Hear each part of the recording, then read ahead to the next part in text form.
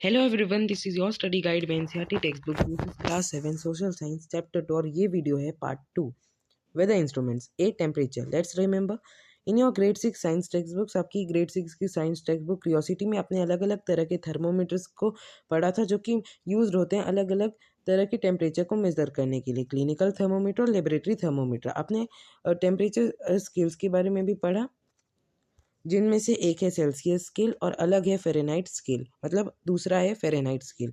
For instance we have a cool temperature of 15 degree Celsius noted at 15 degree C. तो हमारे पास एक अच्छा सा टेम्परेचर है 15 डिग्री सेल्सियस का, और उसमें ही सेम है 59 डिग्री फ़ारेनहाइट जो कि 59 डिग्री एफ ऐसे ऐसे नोट होती है। दोनों ही सेम है, बस स्केल्स का डिफरेंस है, एक है फ़ारेनहाइट तो एक है सेल्सियस। दोनों ही सेम है, कोई डिफरेंस नहीं है। ये देखो, जब स्नो मेल्ट करता है quickly, snow melts quickly when it's warm, जब गर्मी होने लगती है तो बर्फ़ जल्दी ही मेल्ट करना शुरू कर जाता है। Figure 2.4.2 cloudy whether it's getting cold, मतलब बादल भरा मौसम है, थोड़ा सा ठंड हो रहा है। Figure 2.4.3 in winter coconut oil turns solid. Figure 4.2.3 में आप देख सकते हो कि विंटर में जो कोकोनट ऑयल है वो सॉलिड में बदल जाता है। ये देखो, निकाल रही है लेकिन निकल ही नहीं रहा। Figure 2.4.4 curd takes longer to set in cold weather. वहीं गर्मियों में बहुत जल्दी जो दही जम जाती थी और सर्दियों में नहीं जम पाती। There are several types of thermometer, अलग अलग तरह के थर्मोमीटर होते हैं। Some simply measure the ambient temperature, और कुछ सिंपली एम्बियंट टेम्परेचर को मेजर करते हैं। एम्बियंट यानी ऑफ द इमीडिएट सराउंडिंग्स, यानी आसपास की सराउंडिंग्स वाला। Other record the maximum and minimum temperatures during a day, जिनमें से अलग रिकॉर्ड करता है मैक्सिमम और मिनिमम टेम्परेचर एक दिन का। Thermometers often use a coloured liquid which expends when the temperature increases, और थर्मोमीटर्स हमेशा एक कलर्ड लिक्विड को यूज़ करता है जो कि हमेशा ऊपर हो जाता है, एक्सपेंड कर जाता है जब टेम्परेचर बढ़ता है, जो कि मर्क्यूरी है। हाउएवर मोर एंड मोर, आगे और आगे, digital thermometers are preferred as they are more precise and can record more data. और डिजिटल थर्मोमीटर्स को ज़्यादा प्रेफर किया जाता है क्योंकि वो ज़्यादा प्रिसाइज हैं और ज़्यादा डाटा को रिकॉर्ड कर सकते हैं। Indeed temperature recordings can be use to collect some useful statistics including, और टेम्परेचर रिकॉर्डिंग्स को यूज़ किया जाता है कलेक्ट करने के लिए कुछ यूजफुल स्टैटिस्टिक्स, जिसमें इंक्लूडिंग है रेंज ऑफ टेम्परेचर और the maximum temperature minus the minimum temperature during a particular period of time, usually 24 hours. Range of thermometers या मैक्सिमम टेम्परेचर माइनस जो मिनिमम टेम्परेचर है एक पर्टिकुलर पीरियड टाइम का, जो कि 24 घंटे। मीन डेली टेम्परेचर और the maximum temperature plus the minimum temperature of the day divided by 2। Mean daily temperature यानी कि मैक्सिमम टेम्परेचर प्लस जो मिनिमम टेम्परेचर है एक दिन का, जिसको 2 से डिवाइड करेंगे। अब हम पढ़ेंगे statistics. The technique of gathering and analyzing information or data in order to be able to detect patterns, understand events और make predictions। एक टेक्निक है गैदर करने का या और एनालाइज करने का इंफॉर्मेशन या डाटा ऑर्डर में, ताकि डिटेक्ट कर सके पैटर्न और अंडरस्टैंड कर सकें इवेंट और प्रिडिक्शन बना सकें, मतलब कर सकें। Don't miss out. The Indian Meteorological Department was set up in 1875। India meteorological department 1875 में बना था और सेटअप हुआ था। ये बहुत इंपॉर्टेंट क्वेश्चन है, 1 मार्कर क्वेश्चन में ज़रूर आएगा। इट्स मोटो इज़ अदियत जायते वृष्टि। इसका जो मोटो है अदियत जायते वृष्टि, जिसका मतलब है from the sun rises rain, जहाँ से सूरज उगता है वहाँ से बारिश होती है। The phrase comes from the ancient text Manusmriti and the complete sentence reads, और जो फ्रेज आता है एक पौराणिक टेक्स्ट मनुस्मृति में, और जो कंप्लीट सेंटेंस है पढ़ता है, मतलब रीड करता है। From the sun arises rain, जहाँ से सूरज उगता है वहाँ बारिश होती है। बारिश से खाना आता है और खाने से लिविंग बींग्स ओरिजिनेट होते हैं, जिंदा रहते हैं। Can you think of a reason why rain arises from the sun. अब आप कोई रीज़न सोच सकते हो कि क्यों जो रेन है वो राइज करता है सन से। Let's explore here a chart of the temperature of a city in Madhya Pradesh. एक चार्ट दिया गया है टेम्परेचर्स का एक शहर के मध्य प्रदेश में। What is the maximum temperature recorded in the week shown here. जो मैक्सिमम टेम्परेचर रिकॉर्ड किया गया वीक में, जो कि शो इधर किया गया है, कौन सा मिनिमम है कैलकुलेट करो उसका रेंज। ये देखो, maximum temperature in Celsius, minimum temperature in Celsius, मतलब दोनों ही सेल्सियस में है। ठीक है, ये डेट दे दिए गया गया है 28 फरवरी 2025, फिर 1 मार्च 2025, फिर 2 मार्च, 3 मार्च, 4 मार्च, 5 मार्च, 6 मार्च, यानी एक ही लगातार एक ऑर्डर में एक दिन दे दिए गए हैं। ठीक है, तो 28 के बाद सीधे 1 मार्च ही आएगा ना, 28 फरवरी के बाद। सबसे मैक्सिमम जो इन्होंने कहा है, मैक्सिमम टेम्परेचर जो नोट किया गया है, तो जी हाँ, वो है 32 डिग्री सेल्सियस 3 मार्च 2025 को रिकॉर्ड किया गया है। ठीक है, यहाँ पे पहले 29, फिर 30 हुआ, फिर 31, फिर कम हुआ, फिर 32 भी चला गया था, फिर उससे कम हो गया 2 डिग्री सेल्सियस 30, 20, 29। सबसे मिनिमम जो रिकॉर्ड किया गया है उसको देख लेते हैं। ओके, तो 14 सबसे मिनिमम है, और ये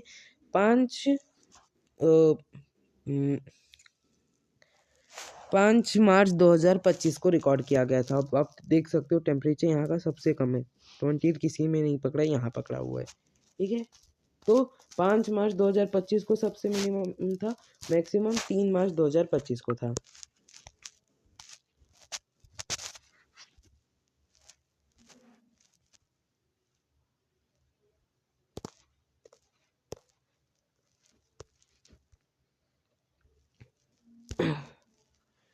remember the conversation between Krishnan and Aamir. Krishnan और आर्मिर के बीच जो कन्वर्जेशन बातचीत हुई थी उसको क्या आप याद कर पा रहे हो।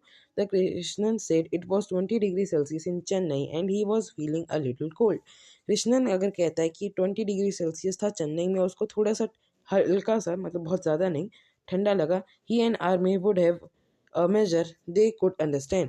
वो और आमिर मेजर कर सकते हैं जो कि वो समझ सके। What do you think Aamir's reaction to Krishnan statement might be. आप क्या सोच सकते हो कि आमिर का क्या रिएक्शन होगा कृष्णन के स्टेटमेंट्स को सुनने के बाद। मेरे को तो लगता है कि वो यही कहता होगा, क्योंकि आमिर एक कश्मीरी था, कृष्णन एक साउथ इंडियन था, तो आमिर यही कहेगा कि हम तो काफ़ी माइनस में बर्फ़बारी को भी झेल चुके हैं, ये तो काफ़ी, मतलब इतना भी ठंडा नहीं हुआ होगा। हाँ, लेकिन तुम्हारे यहाँ ज़्यादा ह्यूमिडिटी है तो तुमको ज़्यादा ठंड लगी होगी। This precipitation, if the news says that a particular place received 30 mm of rainfall in a day, what does it mean? अगर न्यूज़ कहता है कि एक निर्धारित जगह पे 30 मिलीमीटर का रेनफॉल हुआ एक दिन में, तो इसका क्या मतलब होता है। How is rainfall measured. अब रेनफॉल को कैसे मेजर किया जाता है। The amount of rainfall is measured with the help of an instrument called rain gauge. Figure 2.6। जब बारिश होती है तो जब रेनफॉल होता है, बारिश होती है, तो उसको मेज़र किया जाता है एक इंस्ट्रूमेंट जिसको रेन गॉज कहा जाता है। यहाँ पे दे रखा है फिगर 2.6, यही है फिगर 2.6।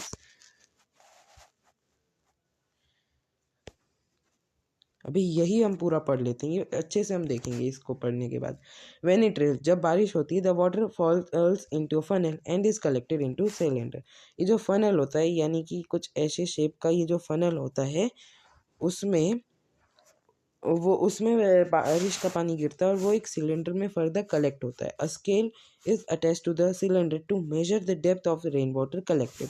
और जो स्केल है वो अटैच कर दी जाती है उस सिलेंडर से मेजर करने के लिए रेन वाटर का depth. For example, when the height of the water column is collected is 50 mm। जब हाइट है वाटर जो कि कलेक्ट हुआ है वो 5 mm है, तो हम कहते हैं कि एरिया रिसीव्ड किया 5 mm रेनफॉल का। अब ये हम देखेंगे, ये रहा फिगर 2.6 रेन गॉज। ये कलेक्टिंग फनल है, यहाँ से ये रेन वाटर गिरता है। और प्रॉब्लम दे रहा है। ये मेजरिंग स्केल है, ये देखो ये पूरा स्केल है, कितना mm या 5 mm तक हुआ था। ये मेजरिंग ट्यूब है, मेजर कर रहा है। ये देखो ये ट्यूब है, यहाँ लाइंस बनी हुई है ना, ट्यूब है, ये रेन गॉज है।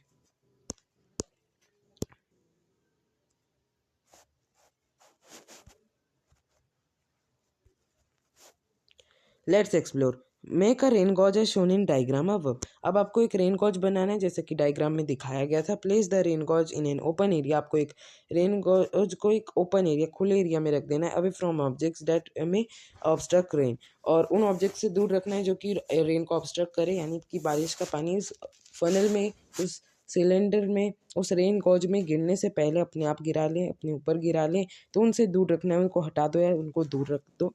Ensure that the rain gauge is on a flat surface and will not tilt or topple with the wind। तो आपको ये ध्यान रखना है कि जो रेन गॉज है वो एक फ्लैट सरफेस पे, एक चपटे सरफेस पे है, और वो टिल्ट ना हो या टॉपल ना हो जबकि हवा चले। यूजिंग द मेजरिंग स्केल, एक मेजरिंग स्केल का यूज़ करते हुए record the amount of rain water collected at the same time every day for a month. ये बाद में पढ़ेंगे। तो आपको मेज़र करना है, मेजरिंग स्केल का यूज़ करते हो आपको रिकॉर्ड करना है अमाउंट रेन वाटर का जो कलेक्ट किया गया है हर दिन सेम टाइम, एक ही टाइम पर हर दिन 1 महीने तक। इफ़ देयर इज़ स्नो, अगर वहाँ बर्फबारी होती है तो उस स्नो को पिघलने दो मेजरमेंट लेने से पहले। Calculate the average rainfall for every week in that month and comment on the variation from week to week. तो आपको कैलकुलेट करना है एवरेज रेनफॉल एक वीक का, एक महीने में, और कमेंट करना है वेरिएशन वीक से वीक में, यानी जो अलग अलग रहा था। See atmospheric pressure, our bodies are quite aware of temperature and rainfall. हमारी जो बॉडी है वो थोड़ी सी अवेयर रहती है टेम्परेचर रेनफॉल से।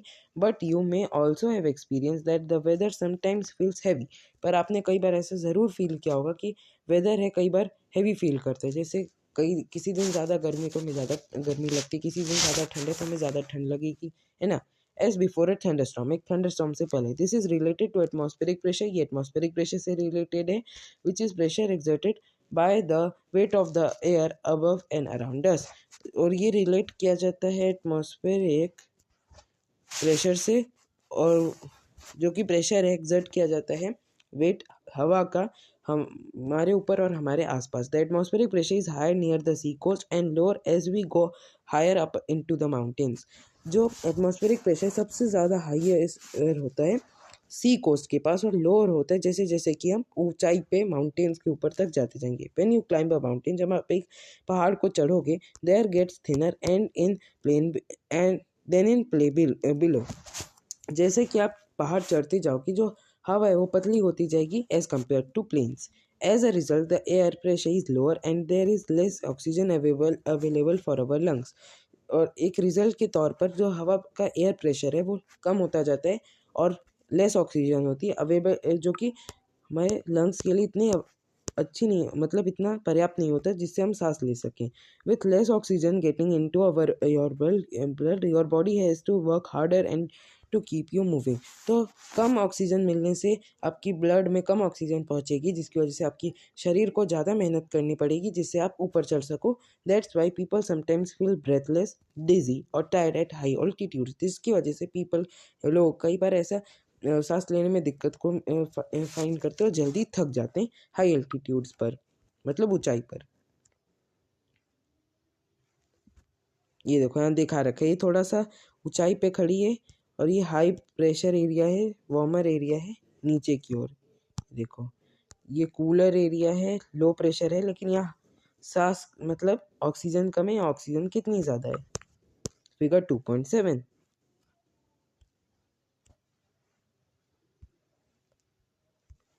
This does not mean that the atmospheric pressure is always high in the plain below or on the coast। इसका ये मतलब नहीं हुआ कि जो एटमॉस्फेरिक प्रेशर हमेशा हाई होगी प्लेन्स में और कम होगी कोस्ट में। In fact it sometimes drops dramatically, और ये कई बार ड्रॉप कर हो जाता है, यानी कई बार हम जैसा सोचते हैं अलग हो जाता है। Resulting in what metrologist called a depression और लो प्रेशर सिस्टम, जिसकी वजह से जो मेट्रोलॉजिस्ट होते हैं ये उसको डिप्रेशन कहते हैं या लो प्रेशर सिस्टम कहते हैं। कई बार जो कोस्ट के पास वाले एरिया है वहाँ पे भी लो प्रेशर एरिया मिल सकते हैं, ऐसा बहुत रेयरली केसेस में होता है, लेकिन इसको मेट्रोलॉजिस्ट डिप्रेशन या लो प्रेशर सिस्टम कहते हैं। Which can sometimes develop into a storm और इवन अ साइक्लोन, जो कि कई बार डेवलप किया जाता है स्टॉर्म या एक साइक्लोन में। थिंक अबाउट इट, इसके बारे में सोचो। Why do you think it would be important to measure atmospheric pressure? आपको क्यों लगता है कि इंपॉर्टेंट होगा मेजर करना atmospheric pressure?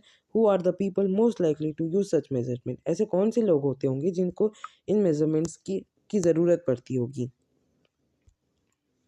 The instrument use to measure atmospheric pressure is called a barometer. जो इंस्ट्रूमेंट है बहुत इंपॉर्टेंट है, 1 मार्कर में ज़रूर पूछा जाएगा। यार जो इंस्ट्रूमेंट है यूज़ किया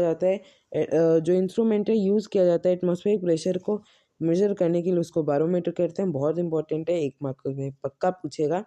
एज विथ थर्मोमीटर्स, जैसे कि थर्मोमीटर्स है, अलग अलग तरह के बैरोमीटर होते हैं। The unit they displays generally the millibar, abbreviated as MB, short में एमबी लिख सकते हो। जो यूनिट है हमेशा वो डिस्प्ले करते हैं उनको मिलीबार कहते हैं, MB. The normal atmospheric pressure at the sea coast is around 1013 MB. और जो नॉर्मल एटमॉस्फेरिक प्रेशर है सी कोस्ट के पास वो 1013 एमबी है। Pressure below 1000 MB indicates a depression. 1000 MB से नीचे का प्रेशर डिप्रेशन को दिखाता है।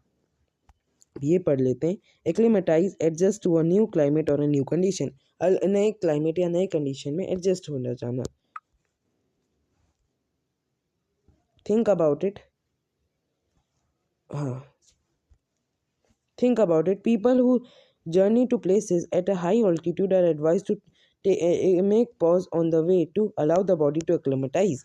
जो पीपल है जो अलग अलग नई नई ऊपर ऊपर ऊंची ऊंची जगहों को पे घूमते हैं, उनको ये एडवाइस दी जाती है कि वो अपनी बॉडी को छोटे छोटे पॉज लें और अपनी बॉडी को अलाउ करें कि वो एक्लेमेटाइज करे, उस जगह को अडॉप्ट कर ले, उस वेदर को, उस क्लाइमेट को अडॉप्ट करे। हमारी जो आर्मी पर्सनल है वो सर्व करते हैं हाई ऑल्टीट्यूड प्लेसेस जैसे कि खारदुंगला, जो कि लद्दाख में है, which is over 5600 metre above sea level.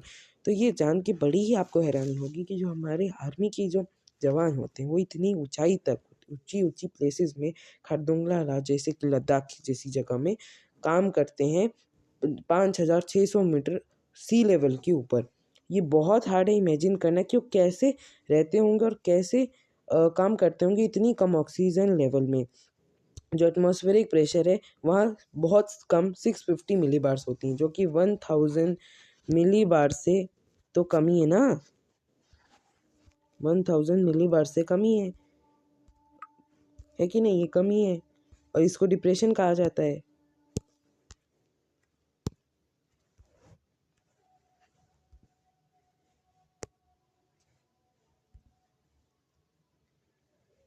D. Wind.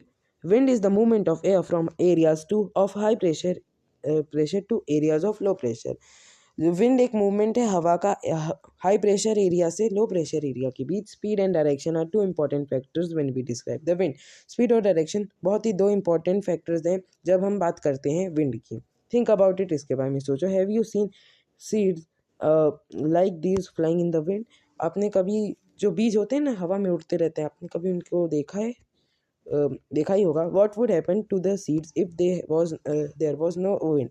क्या क्या होगा अगर वहाँ ऐसे बीजों का जब हवा ही ना होगी? पहली बात, हवा ही ना होगी तो लाइफ ही ना होगी। खैर अभी मान लेते हैं कि हवा नहीं है फिर भी लाइफ एग्जिस्ट करती है, तो ऐसे बीज इधर उधर नहीं जा पाएंगे, जिसकी वजह से ज़्यादा ग्रीनरी जहाँ था पेड़ पौधे उस जगह नहीं उगेंगे और एक ही जगह फर्दर बहुत ज़्यादा पेड़ उग जाएंगे।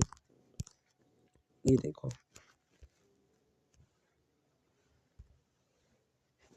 The wind is an important element of the weather. एक जो हवा विंड है वो इम्पॉर्टेंट एलिमेंट है वेदर का।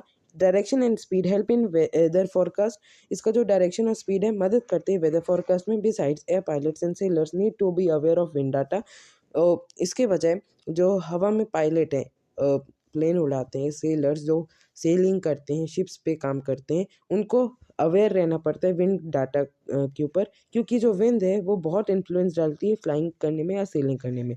और जो किसान है वो भी विंड डायरेक्शन का यूज़ करते हैं प्रेडिक्ट करने में कि कहाँ बारिश होगी और कब होगी। ऑल्सो वैसे तो इतना प्रिसाइज नहीं होगी। Also greater wind speed will cause the soil to dry fast. और जो ज़्यादा तेज़ विंड की स्पीड होगी जिसकी वजह से जो मिट्टी है वो बहुत जल्दी सूख जाएगी। So how do we measure this direction and speed? तो हम ये जो डायरेक्शन और स्पीड है इसको कैसे मेजर करेंगे? विंड वेन और weather vane has a rotating arm with a pointer at one end a tail at the other. तो जो विंड वेन है या वेदर वेन है उसमें एक रोटेटिंग आर्म है, एक पॉइंटर है एक एंड का उसकी पूंछ पर। When the wind blows the tail is push, जब भी हवा चलती है जो वो जो टेल है वो पुश होती है and the pointer turns in the direction of the wind. जो पॉइंटर है वो डायरेक्शन में जाता है विंड के। It responds even to a light breeze. ये लाइट ब्रीज लाइट हवा में भी रिस्पॉन्ड करता है।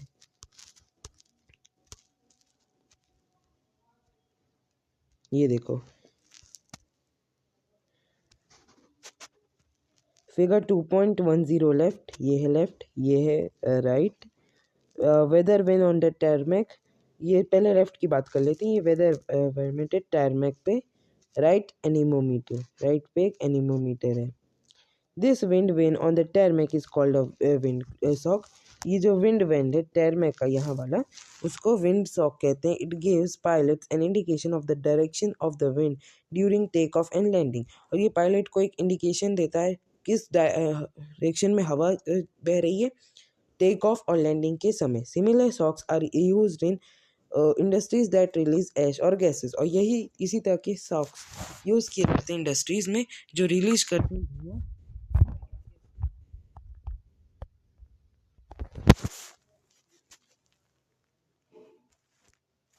Simplest instrument to measure the wind direction and the speed is the anemometer। जो simplest instrument है जो measure करे हवा की speed, हवा की गति को, वो है anemometer। It has 3 or 4 metal cups that rotate on a vertical shaft when the wind blows। इसके पास 3 या 4 metal cups हैं जो कि रोटेट करते हैं वर्टिकल शाफ्ट में जब हवा बहती है। The stronger the wind the faster the rotation. एक मजबूत विंड एक फास्ट रोटेशन को कॉज करती है। A meter attached at the bottom counts how many times the anemometer spins in a certain period of time, calculates the wind speed in kilometers per hour, kilometer/h। तो जो metre है एक metre को attach किया जाता है bottom पे जो काउंट करता है, गिनता है कि कितनी बार एनीमोमीटर स्पिन किया है एक पीरियड, एक सर्टेन पीरियड, एक टाइम का कितनी बार की हवा बही और वो कितना रोटेट हुआ, जिससे विंड स्पीड पता चल जाती है किलोमीटर पर hour. Humidity. Humidity is the last element of the weather on our list. हमारी लिस्ट में ह्यूमिडिटी एक लास्ट एलिमेंट है। It refers to the amount of water vapour present in the air. ये रेफर करता है amount water vapour का जो कि हवा में प्रेजेंट है। It also depends on factors like temperature. ये कुछ फैक्टर्स पे भी डिपेंड करता है जैसे कि टेम्परेचर, विंड, प्रेशर और location. Let's explore. Where do you think humidity is likely to be more? कहाँ आप सोचते हो कि ह्यूमिडिटी ज़्यादा होगी, कोची या Jaipur? You might guess that Kochi has a higher humidity than Jaipur because it is located near the sea. आपको लगता होगा कि कोची में ज़्यादा ह्यूमिडिटी होगी जयपुर से क्योंकि ये सी से लोकेटेड है। हाँ सही है, but how will we know for sure? हम इतने श्योरली कैसे कह सकेंगे? If we had to compare the humidity level between Kochi and Mangaluru, how would we will do it? अगर हमको कंपेयर करना पड़ जाए ह्यूमिडिटी लेवल कोची और बेंगलुरु के बीच तो हम ये कैसे करेंगे? अब आप कहोगे कि कोची में तो सी के पास है तो बेंगलुरु भी तो है, बेंगलुरु कर्नाटक पास ही तो है, दोनों ही पास में। तो अब क्या किया जाएगा? Discuss with your classmates. अपने क्लासमेट से डिस्कस करो कि क्या किया जाएगा।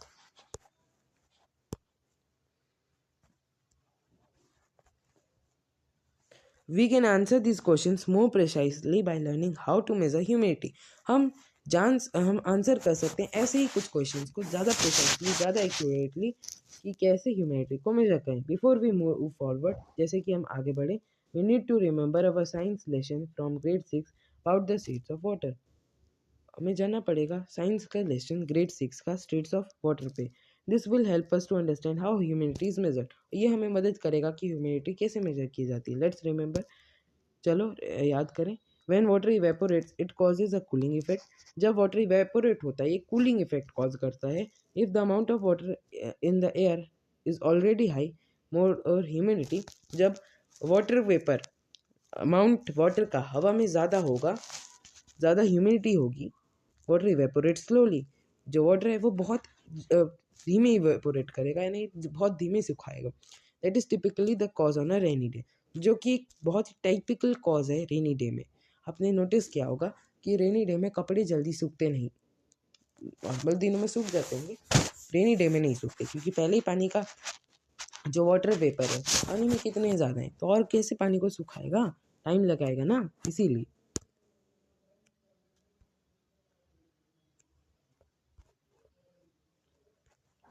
Humidity of the air is measured as relative humidity. Humidity हवा का मेजर किया जाता है relative humidity. Air that would contain absolute no water vapour which is impossible in natural conditions. Air जो कि बिल्कुल भी हल्का सा भी वाटर वेपर ना ले, जो कि इम्पॉसिबल है नेचुरल कंडीशंस में, ऐसा हो ही नहीं सकता, उसको रेट किया जाता है 0%। While air saturated with water vapour will have a humidity of 100%। ज़्यादा वाटर वेपर, बहुत ज़्यादा वाटर वेपर एक ह्यूमिडिटी में, तो उसको 100% बोलेंगे। इन प्रैक्टिस में dry weather has a relative humidity range between 20% and 40%। Practice में जो सूखा वेदर है उसका एक ह्यूमिडिटी रेंज होता है 20% से 40% के बीच, while humid weather usually falls between 60% and 80% relative humidity. जबकि ह्यूमिड वेदर है यूजुअली फॉल करते हैं 60% से 80% ह्यूमिडिटी में। थिंक अबाउट इट, इसके बारे में सोचो। If the humidity in Delhi is at 52%, अगर ह्यूमिडिटी दिल्ली का 52% है जबकि कोची में 84%, in which of the two places are wet cloth likely to dry faster. इन दोनों ही प्लेसेस में गीले कपड़े कहाँ जल्दी सूखेंगे, तो दिल्ली में ही जल्दी सूखेंगे क्योंकि यहाँ ह्यूमिडिटी लेवल कम है, तो जल्दी सूखेंगे। कोची में कम सूखेंगे क्योंकि कोची में बहुत ज़्यादा ह्यूमिडिटी लेवल है, 84% है। And where are you likely to sweat more, आपको कहाँ ज़्यादा पसीने आएंगे, तो एब्सोल्युटली ह्यूमिडिटी ज़्यादा जहाँ होगी वहाँ आपको पसीने ज़्यादा आएंगे, ज़्यादा उमस होगी, है ना। गर्मी से दिक्कत नहीं है, टेम्परेचर से दिक्कत नहीं, टेम्परेचर कितना भी हो, लेकिन आपको पसीना ज़्यादा कोची में ही आएगा। Assuming the temperature is at same in both places, अगर ऐसा फिर भी हम मान लें कि दिल्ली और कोची में टेम्परेचर सेम ही है, फिर भी आपको पसीना कोची में ही ज़्यादा आएगा।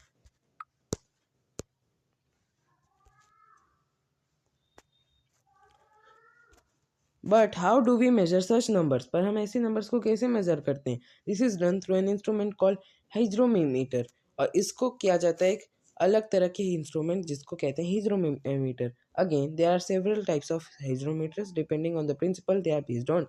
फिर से अलग अलग तरह के हाइग्रोमीटर्स होते हैं, डिपेंड करते हैं कि वो किस सिद्धांत के लिए बने हुए हैं, ठीक है। That measurement of humidity is of great importance in many industrial process. Measurement humidity का बहुत महत्व रखता है अलग अलग इंडस्ट्रियल प्रोसेसेस में, जैसे कि फूड प्रोसेसेस में। Museums also monitor humidity as they need to maintain a dry environment to preserve the exhibit. Museums monitor करते रहते हैं ह्यूमिडिटी का, क्योंकि उनको मेंटेन करना होता है एक ड्राई इन्वायरमेंट प्रिजर्व करने के लिए एग्जिबिट। कितने पुरानी हड्डियाँ, पुरानी चीज़ें, मेटल्स की चीज़ें रखे रहते हैं, तो उनको एक ड्राई इन्वायरमेंट मेंटेन करके रखना पड़ता है, तो ह्यूमिडिटी पे ध्यान देते हैं।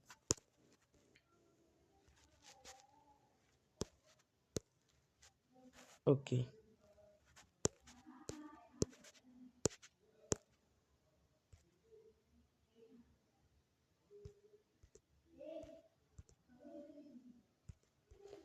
कि अभी के लिए तो आधे घंटे की वीडियो होने वाली है, तो हम अपना वीडियो यहीं तक रखते हैं। बाकी अगर आपको हमारी वीडियो अच्छी लगे प्लीज़ लाइक करें, सब्सक्राइब करें और शेयर करें करें, अच्छे से पढ़ें। Thank you so much for watching, thank you and bye bye.